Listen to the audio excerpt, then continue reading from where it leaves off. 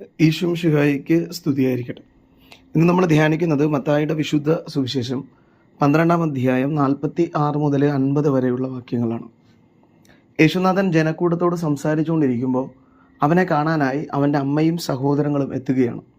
ഈ വാർത്ത കേട്ടിട്ട് യേശുനാഥൻ തന്നെ കേട്ടുകൊണ്ടിരുന്ന ആൾക്കാരെ നോക്കിക്കൊണ്ട് തൻ്റെ ശിഷ്യന്മാരെ കൈചൂണ്ടി അവിടുന്ന് പറയുകയാണ്, എൻ്റെ അമ്മയും സഹോദരങ്ങളും സഹോദരനുമൊക്കെ ഇവരാണ്. ആരാണോ പിതാവായ ദൈവത്തിൻ്റെ ഇഷ്ടം നിറവേറ്റുന്നത് അവരാണ് എൻ്റെ സഹോദരങ്ങളെന്ന്. അപ്പം ഈ തിരുവചനം അന്ന് വരെ ഉണ്ടായിരുന്ന യഹൂദരുടെ പല കാഴ്ചപ്പാടുകളെയും മാറ്റിക്കുറിക്കുന്നതായിരുന്നു. കാരണം ഇസ്രായേൽക്കാർ എപ്പോഴും അഹങ്കരിച്ചിരുന്നത് അവർ ദൈവത്തിൻ്റെ മക്കളാണ് എന്ന നിലയിലാണ്. പ്രത്യേകിച്ച് അവർ അബ്രഹാത്തിൻ്റെ മക്കളാണ്, അവർ മോസസിൻ്റെ പാരമ്പര്യം പേറുന്നവരാണ്, അപ്പം ദൈവത്തിൻ്റെ ജനമാണ് എന്നൊക്കെയുള്ളൊരു ചിന്ത അവർക്കുണ്ടായിരുന്നു.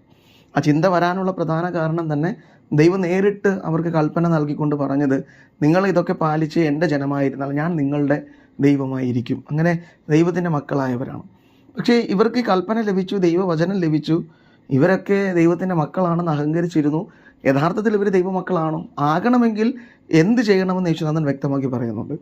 പിതാവിൻ്റെ വാക്കുകൾ കേട്ടതുകൊണ്ട് കാര്യമില്ല, അത് കേട്ടത് അനുസരിക്കാൻ കഴിയുന്ന മനുഷ്യരായി മാറുമ്പോഴാണ് നിങ്ങളുടെ ജീവിതത്തിൽ ദൈവത്തിൻ്റെ മക്കളായി തീരുന്നത്. അപ്പോൾ യേശുനാഥൻ തൻ്റെ കുടുംബത്തിൽ അംഗമാക്കി, ദൈവ കുടുംബത്തിൽ അംഗമാക്കി ഓരോ മനുഷ്യനെയും മാറ്റുന്നത് അവൻ എപ്പോഴാണോ ദൈവത്തിൻ്റെ ഹിതം നിറവേറ്റുന്നത്, ദൈവത്തെ കേട്ടുകൊണ്ട് ദൈവത്തിൻ്റെ ഹിതം നിറവേറ്റുന്നപ്പോഴാണ്.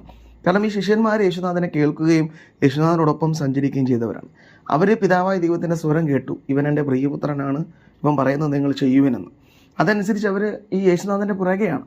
യേശുനാഥൻ ചെയ്യുന്ന കാര്യങ്ങൾ ആവർത്തിച്ചുകൊണ്ടും യേശുനാഥൻ പോകേണ്ട ഇടങ്ങളിൽ ദൈവവചനം പ്രഘോഷിച്ചുകൊണ്ടും യേശുനാഥൻ പറഞ്ഞതനുസരിച്ച് ജീവിതം അവർ ക്രിസ്തുവിന് വേണ്ടി ജീവിച്ചു തുടങ്ങിയ മനുഷ്യരാണ്. അപ്പം അങ്ങനെയുള്ളവരെ കാണിച്ചിട്ടാണ് യേശുനാഥൻ പറയുന്നത്, നിങ്ങൾ എന്നെ കേൾക്കുമ്പോൾ, എൻ്റെ വചനം പാലിക്കുമ്പോൾ നിങ്ങൾ എൻ്റെ കുടുംബത്തിലെ അംഗമായി മാറും. അപ്പോൾ അങ്ങനെ ഈ ലോകത്തിൽ ക്രിസ്തുവിനെ സ്വീകരിക്കുന്നവരെ എല്ലാം ദൈവിക കുടുംബത്തിലെ അംഗമാക്കി മാറ്റുന്ന സുവിശേഷ ഭാഗ്യമാണ് ഇന്നത്തെ സുവിശേഷം. അപ്പോൾ ഈ സുവിശേഷത്തിനോട് ചേർത്ത് വെക്കേണ്ടതാണ് മറിയത്തിൻ്റെ ജീവിതവും. അവളും ജീവിതത്തിൽ ക്രിസ്തുവിനെ അനുസരിക്കുകയും ക്രിസ്തുവിൻ്റെ ജീവിത പാഠങ്ങൾക്ക് പ്രാധാന്യം കൊടുക്കുകയും ചെയ്തവളാണ്.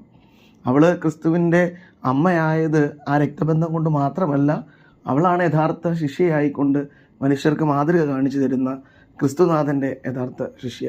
അപ്പോൾ ഈ തിരുവചനം ധ്യാനിക്കുമ്പോൾ നമുക്കും പ്രാർത്ഥിക്കാം, ക്രിസ്തുവിൻ്റെ വചനങ്ങൾ കേൾക്കുന്ന മനുഷ്യർ മാത്രമാകാതെ അവൻ്റെ വചനങ്ങളെ ശ്രവിക്കുകയും അതനുസരിച്ച് ജീവിതത്തിൽ അത് പ്രാവർത്തികമാക്കുകയും ചെയ്യുന്നവരായിക്കൊണ്ട് അവൻ്റെ കുടുംബത്തിലെ അംഗങ്ങളാകാൻ ഞങ്ങളെ അനുഗ്രഹിക്കണമെന്ന് യേശുനാഥൻ അതിന് നമ്മെ സഹായിക്കട്ടെ. ആമേൻ.